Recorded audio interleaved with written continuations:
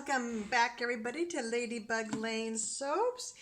And I gotta tell you, this is kind of funny. So this is my second batch for the day. The first one was a fragrance oil named Country Christmas, and I probably did a few things, I don't want to say wrong, but I forgot how fast it accelerated, and it did.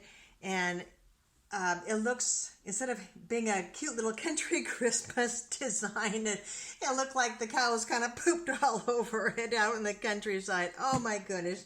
So that's out in the garage having a timeout. So it is 20 minutes to noon. Believe it or not, I'm still in my pajamas, wearing my Christmas apron here. All right. So I already have all of my colors all mixed up, gang.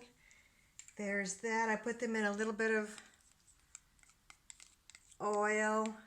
Isn't that pretty? And this Queen Catherine, I just love that. So this will be the first time that I have used it in cold process soap. And I hope that turns out.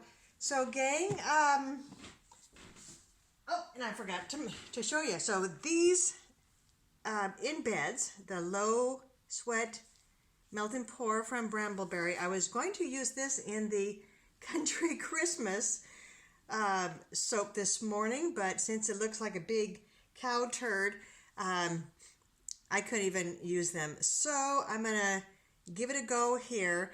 So alrighty, gang, cross your fingers, and I suppose I could give the oils a quick little tamp here. Oh, if you could see my kitchen, it's just an absolute riot.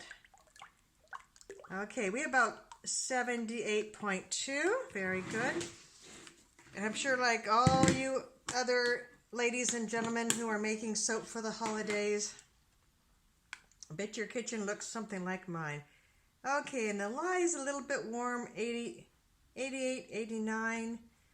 So, yep, so I'm definitely just going to barely bring this to emulsion. And since I have the colors in the, already mixed up in the oils, that it should keep everything nice and fluid. All right, gang, without further ado, let's have some fun.